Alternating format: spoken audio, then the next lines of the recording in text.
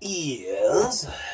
That's a great intro. Hi guys, welcome to Brand X Reviews. Today we're going to be talking about the MCU, the Marvel Cinematic Universe, and some of the recent developments coming out of Comic Con over the weekend. So I think one of the biggest ones will be Michelle Pfeiffer confirmed as... So she's the original Janet Wasp. Van Dyne, yeah. Because it wasn't her daughter, I can't remember the name of that character. Hope Pym. Hope Van Dyne, yeah, but yeah, she was the daughter of that character. I knew they were going to go with something like that as well.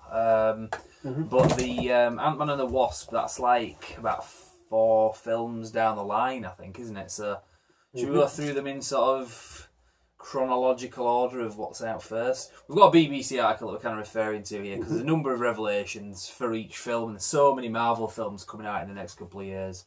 Yeah, they've also announced that Lawrence Fishburne's going to be in the cast of... Which one of Captain Marvel? Oh no, that was... he's been in them before, Nick Fury, hasn't he? I think. Yeah. Yes, we've been making the same bad joke about, like... Lawrence Fishburne and Samuel L. Jackson. But yeah, so... we'll go through in chronological order of the next films. I mean, Thor Ragnarok's practically been made. There's a few little things about that. The trailer came out. Apparently it's going to be the shortest of the MCU films at 100 minutes. That's an hour and 40. So it's quite short for a Marvel film, really, but if it works, it's fine. It's quality, really, over quantity. I mean, it looks interesting, at the very least. It looks to be moving, at least this is my general first opinion just from seeing it, is it seems to be moving the Thor stuff more firmly into Guardians of the Galaxy territory. Yeah, definitely. Well, they know that that's where the popularity is. I think it's a good call as well, because a character like Thor is probably better done with having a bit more comedy to it rather than it being kind of dark and brooding. They had a little bit of that in Thor the Dark World. Not in a bad way, but it was a bit kind of... felt that way at times. Well, they're also apparently confirmed that the Grand Master is going to be the brother of Benicio de Torres' Collector, who was the guy you saw in... you see him in Thor the Dark World? You first saw him in Thor the Dark World. Yeah, and you saw him again in... Guardians of the Galaxy, yeah. Because his place gets blown up when they're like basically looking to offload the... which of the Infinity Gems is it? It was a power gem. Power gem. Yeah. And so that character, those two characters are directly linked.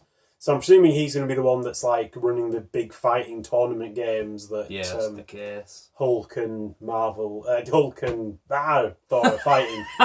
Captain, no! Non-name remembering motherfucker.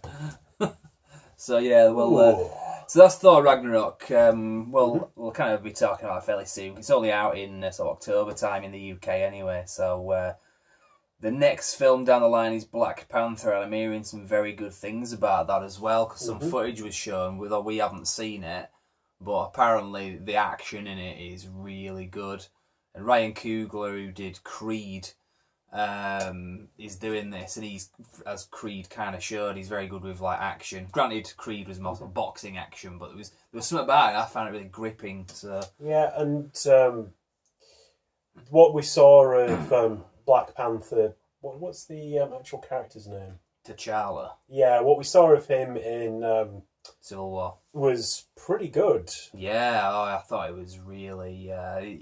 he had a kind of kind of intimidating kind of presence to him that Black Panther needs to have, because he's basically a guy you don't want to cross. Someone like Captain America is very strong, but he's got a kind of sort of nurturing side. One way I've kind of heard it explained to me is Black Panther is Batman if Batman had an entire country behind him. Yeah, and I'd agree with that. So and he was one of the characters that kind of started to save Marvel back in its like big slump when they were filing for bankruptcy. He was one of the like surprise breakout like critically acclaimed characters they were having at that point. Usually in the Marvel Knights line, where they did a lot of characters that either hadn't had much of a shake or were kind of in the background, and they were suddenly like doing these really good stories back when Marvel was kind of mired down with all the Clone Saga and shit like that. That was just dragging on and on. So that'd be 1990s. Yeah. Yeah, well, I do remember from watching the Blade extra features, they were talking about they'd been a bit frustrated because they were for a while working on a Black Panther movie, And that kind of went nowhere. So that would have been in the sort of mid-90s when they were doing that. That would have been like New Line or whoever was. Yeah, I'm interested in where the Blade rights are at the moment. Back with Marvel, I think, yeah. Wesley Snipes is like talked about being interested in doing more, but you can't really do that because you'd have to go back to the original films if he's playing it and everything. So, but introducing vampires into the MCU would be a bit tricky. But yeah, I'd be interested. Like, you know, a lot of people. But I could definitely see them doing something in like the Avengers Marvel Netflix type. Yeah. Because in some ways Blade is a bit more of a street level character like Luke Cage or Iron Fist and stuff. Yeah. In fact, I would sort of put him as the sort of character who'd be tooling around New York, like dealing with street level-y sort of stuff, although vampires in his case as opposed to the Hand and other things. But yeah. Off topic there, but just it's idle conversation. So yeah, not really a huge amount about Black Panther, but that's out in February. That's out sort of Valentine's. I think we've got some kind of teaser posters, haven't we, for Black Panther? Yeah, that's going up. But yeah, that's out Valentine's Day weekend, so we can go see that together. Have a bit of a cuddle. Yeah, exactly. Work. So the next film after that is Avengers Infinity War, and that is out late April, early May, depending what country you're in. You haven't seen the trailer. You decided not to watch the trailer because it was leaked. Which I understand, I totally understand that. Yeah, I mean, there are apparently really good reasonable quality ones, but in some ways I don't want to bother with a watchable trailer. I want to wait, even if it's a couple of months, for the trailer, if you get me. Yeah, I can respect that. It's kind of like me. It's like certain cinemas I want to go to see films I want to see. Same principle, basically. You want to see, if you're going to see it, you want to see it like decent.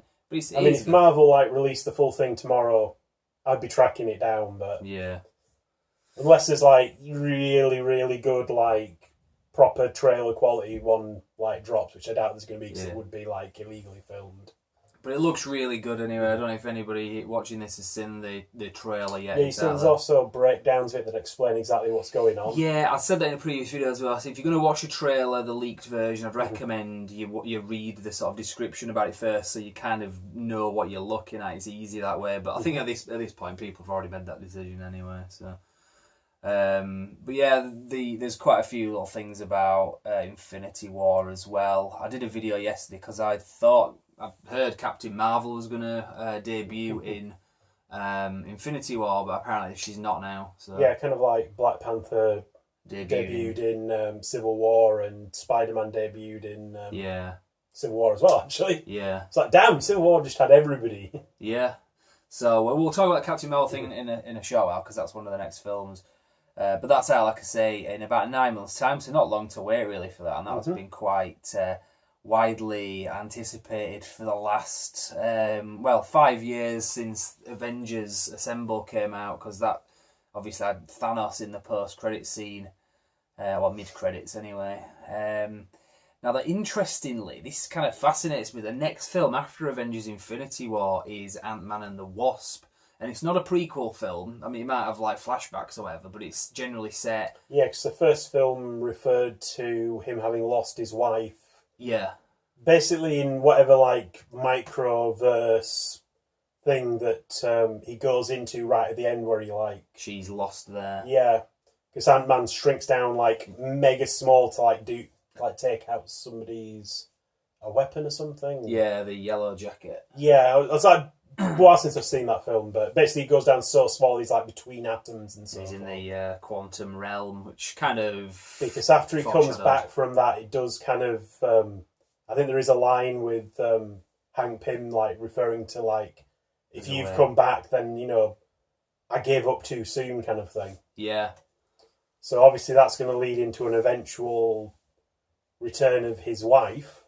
I'm guessing she'll be kind of villainous in some way and evil, I imagine, but I'm just kind of figuring that. But I don't know, because she's the original Wasp. I mean, they change. I mean, the Yellow Jacket thing wasn't a villain. Yellow Jacket was Hank Pym in the comics, so they could take some artistic They could, license. but at the same time, it would also be making a kind of beloved character a villain, which I don't know. I mean, they could do it. I'm not saying they wouldn't do it.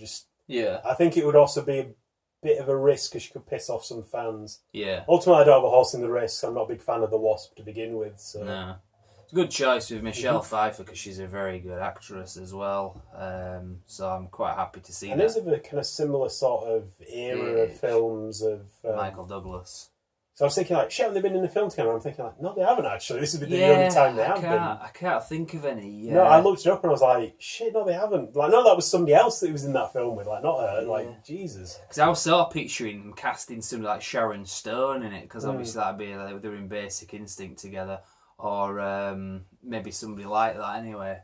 Or what's her name? What was she in Romancing the Stone?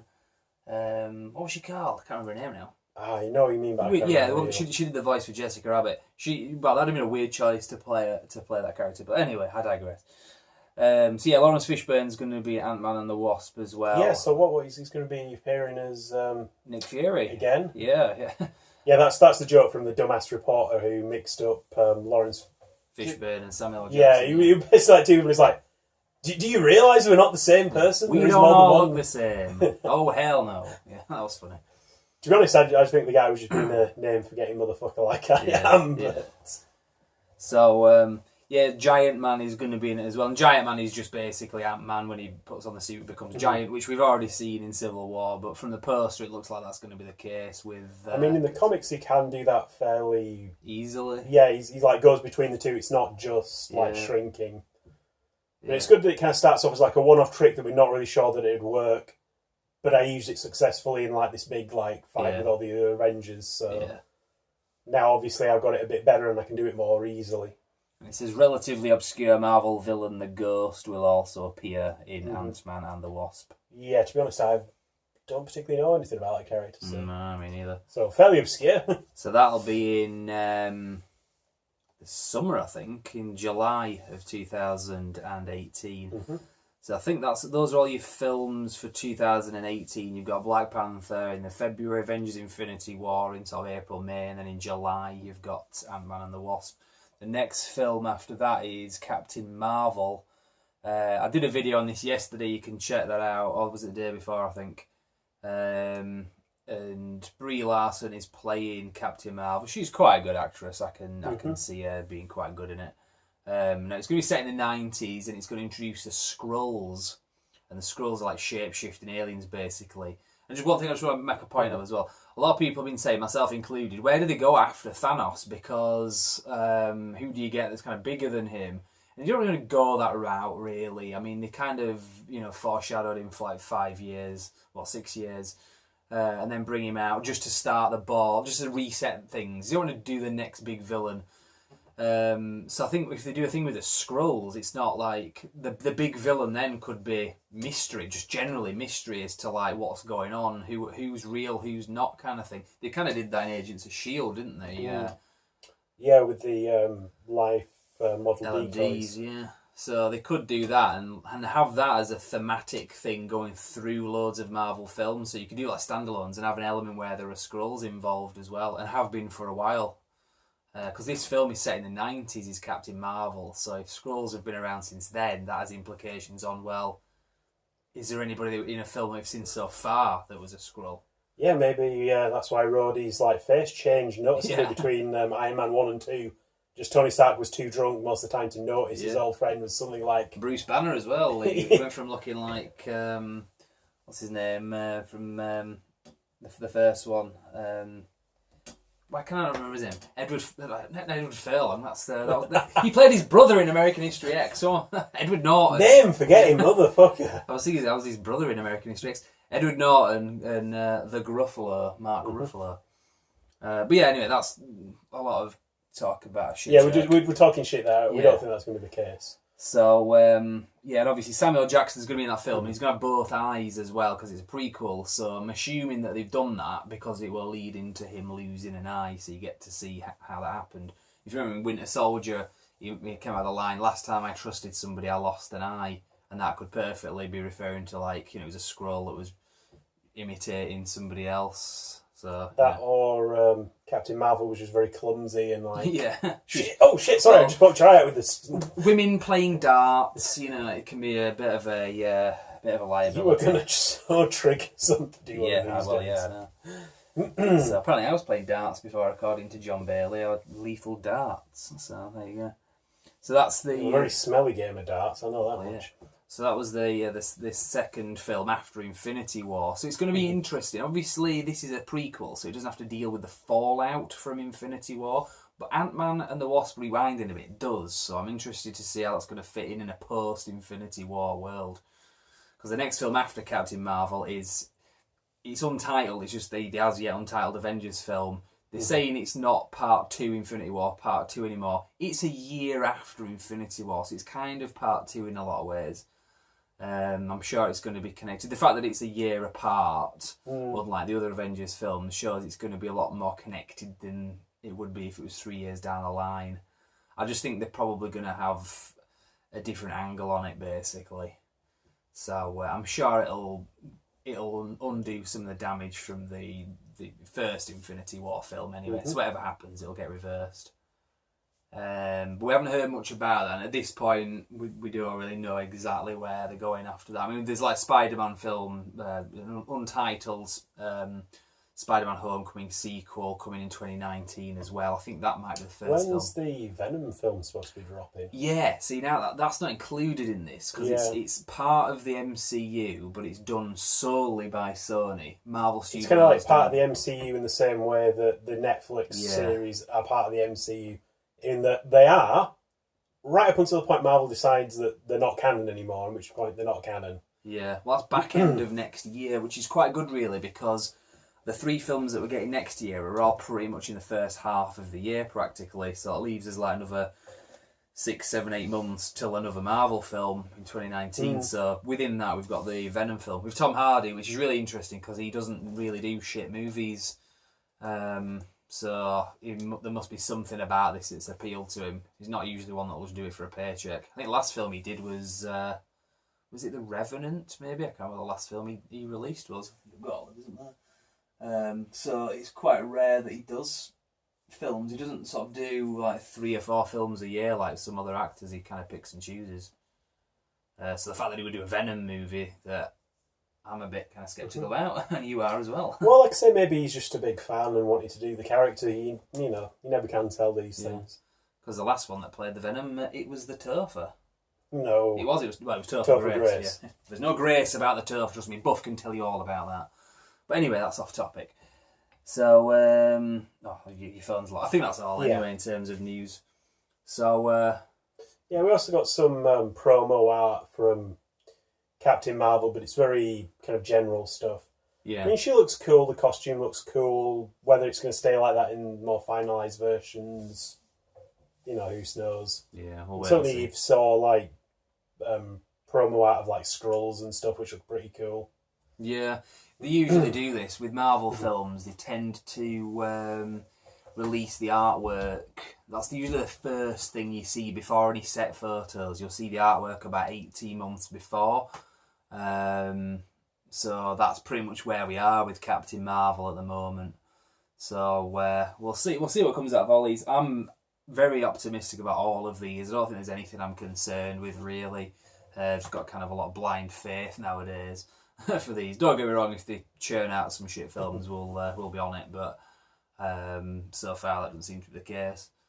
So yeah, happy to leave it there. Anything else? Yeah, I don't think I've got anything to add. Cool. Right. Well, I'll let you knock the video off. We don't have editing software anymore, so you're gonna have to go up and. That's a bit of a dick move, isn't it? It's a dick move. Bye.